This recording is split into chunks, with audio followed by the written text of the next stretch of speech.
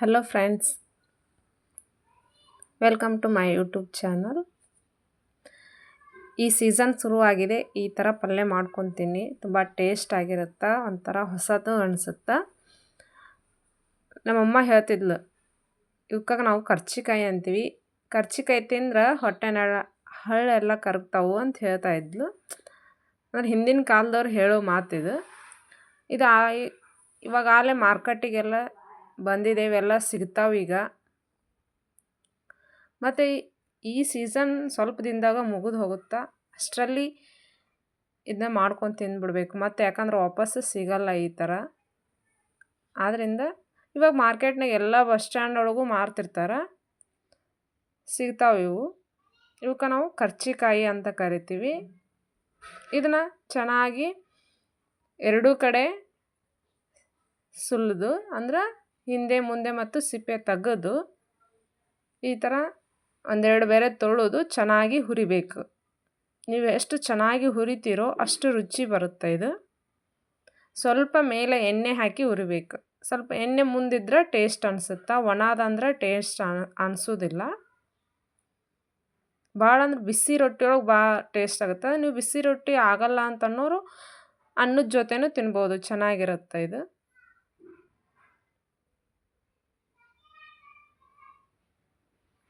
ಈ ಥರ ನೋಡಿ ಚೆನ್ನಾಗಿ ಹುರಿಬೇಕು. ಮೇನ್ ಇದ್ರೊಳಗೆ ಫಸ್ಟ್ ಸ್ಟೆಪ್ ಅಂದರೆ ಚೆನ್ನಾಗಿ ಹುರಿಬೇಕು. ಅದೇ ನೀವು ಇದನ್ನು ತಂದು ಮರುದಿನ ಇಡ್ತೀನಂದರೆ ಆಗಲ್ಲ, ಯಾಕಂದ್ರೆ ಅವತ್ತೇ ಮಾಡ್ಕೋಬೇಕು. ಯಾಕಂದರೆ ಇದು ಒಳಗಡೆ ಬೀಜ ಇರೋದ್ರಿಂದ ನೀವು ಮರುದಿನ ಇಟ್ಟು ನೋಡಿದರೆ ಎಲ್ಲ ಹೊಟ್ಟೆ ಒಡೆದು ಬಿಟ್ಟಿರ್ತಾವೆ. ಅಂದ್ರೆ ಬೀಜ ಎಲ್ಲ ಹೊರಗಡೆ ಬಂದುಬಿಟ್ಟಿರ್ತಾವೆ. ಆದ್ದರಿಂದ ಯಾವತ್ತು ತೊಗೊಂಬಂದಿರ್ತೀರೋ ಅವತ್ತೇ ಮಾಡ್ಬೇಕು ಇದನ್ನು. ನೀವು ಒಂದಿನ ಬಿಟ್ಟು 2 ದಿನ ಬಿಟ್ಟು ಮಾಡ್ತೀವಂದ್ರೆ ಚೆನ್ನಾಗಿರಲ್ಲ. ಅವೆಲ್ಲ ಬೀಜ ಎಲ್ಲ ಹೊರಗಡೆ ಬಂದುಬಿಟ್ಟಿರ್ತಾವೆ ಬೆಳಗ್ಗೆ ಅನ್ನುವಷ್ಟರೊಳಗೆ. ನೀವಿನ್ನೂ ನನ್ನ ಚಾನಲ್ ಸಬ್ಸ್ಕ್ರೈಬ್ ಮಾಡ್ಕೊಂಡಿಲ್ಲ ಅಂದರೆ ಪ್ಲೀಸ್ ಸಬ್ಸ್ಕ್ರೈಬ್ ಮಾಡ್ಕೊಳ್ಳಿ. ವಿಡಿಯೋ ಇಷ್ಟ ಆದರೆ ಕೊನೆವರೆಗೂ ನೋಡಿ. ಮತ್ತು ಪಕ್ಕದಲ್ಲಿರುವಂಥ ಬೆಲ್ ಬಟನನ್ನು ಕ್ಲಿಕ್ ಮಾಡಿದ್ರೆ ನಾವು ಯಾವುದೇ ವಿಡಿಯೋ ಹಾಕಿದ ತಕ್ಷಣ ಫಸ್ಟ್ ನಿಮ್ಗೆ ನೋಟಿಫಿಕೇಷನ್ ಆಗುತ್ತೆ. ಪ್ಲೀಸ್ ಹಾಗೇ ನೋಡಬೇಡ್ರಿ, ಸಬ್ಸ್ಕ್ರೈಬ್ ಮಾಡ್ಕೊಂಡು ವಿಡಿಯೋನ ನೋಡಿ. ನೋಡಿ ಈ ಥರ ಚೆನ್ನಾಗಿ ಒಂದು ಸೈಡ್ ಹುರಿದು, ಅದೇ ಹಂಚಿನೊಳಗೆ ಫ್ಲೇಮ್ ಕಡಿಮೆ ಇರಬೇಕು, ಒಂದು ಸ್ವಲ್ಪ ಉರಿ ಕಡಿಮೆ ಇರಬೇಕು. ಇದ್ರೊಳಗೆ ಸ್ವಲ್ಪ ಎಣ್ಣೆ ಹಾಕಿ, ಅದನ್ನೇನು ಸಪ್ರೇಟಾಗಿ ಪ್ಲೇಟಿಗೆ ತೊಗೋಬೇಕಂತಿಲ್ಲ. ಅದರೊಳಗೆ ಇನ್ನೊಂದು ಸ್ವಲ್ಪ ಎಣ್ಣೆ ಹಾಕಿ ಜೀರಿಗೆ ಮತ್ತು ಸಾಸಿವೆ.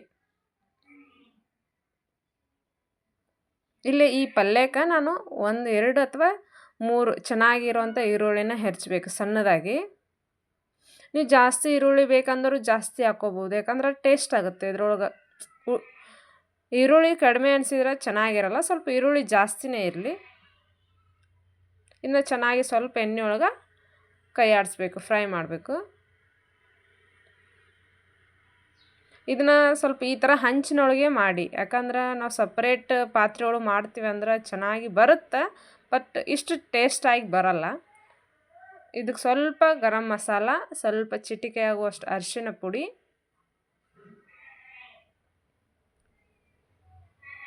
ಸ್ವಲ್ಪ ಕೆಂಪು ಖಾರ. ಇದು ಖಾರ ಜಾಸ್ತಿ ಆಗಬಾರ್ದು, ಆದ್ದರಿಂದ ಸ್ವಲ್ಪ ಖಾರ ಉಪ್ಪು ಸ್ವಲ್ಪ ಕಡಿಮೆನೇ ಇರಲಿ. ಈಗ ಚೆನ್ನಾಗಿ ಎಲ್ಲವನ್ನು ಸೇರಿಸಿ ಕಲಿಸ್ಬೇಕೀಗ.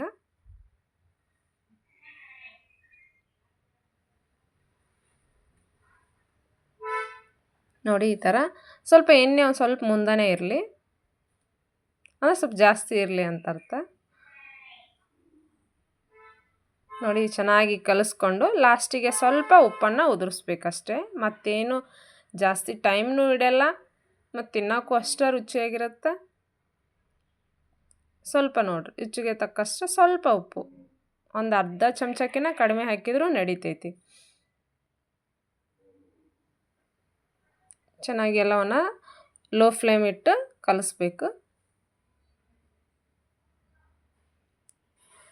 ನೀವು ಒಮ್ಮೆ ಈ ಪಲ್ಯ ಮಾಡ್ಕೊಂಡು ತಿನ್ನಲೇಬೇಕು, ಆರೋಗ್ಯಕ್ಕೂ ತುಂಬ ಒಳ್ಳೆಯದು. ಅದೇ ಹೇಳಿದ್ನಲ್ಲ, ಕರ್ಚಿಕಾಯಿ ತಿಂದ್ರೆ ಹೊಟ್ಟೆನ ಹಳ್ಳು ಕರಗ್ತಾವ ಅನ್ನೋದು ಹಿಂದಿನವ್ರ ಮಾತು. ನಮ್ಮಮ್ಮ ಹೇಳ್ತಾ ಇದ್ಲು, ಅದ್ರ ಸಲುವಾಗಿ ನಾ ಹೇಳೀನಿ. ಒಮ್ಮೆ ಟೇಸ್ಟ್ ಮಾಡೋಕ್ಕಾದರೂ ಇದನ್ನು ಪಲ್ಯ ನೋಡಿ ಮಾಡಿ. ನೀವು ಒಮ್ಮೆ ಮಾಡ್ಕೊಂಡು ತಿಂದ್ರೆ ಪದೇ ಪದೇ ಇದು ಬೇಕನ್ಸುತ್ತೆ. ಮತ್ತು ನೀವು ಬೇಕಂದ್ರೆ ಅವು ಇದು ಸಿಗಲ್ಲ, ಯಾಕಂದರೆ ಇದು ಸೀಸನ್, ಇದೇ ಸೀಸನ್ ಲಾಸ್ಟ್, ಇದು ಮುಗೀತು. ಧನ್ಯವಾದಗಳು ಫ್ರೆಂಡ್ಸ್.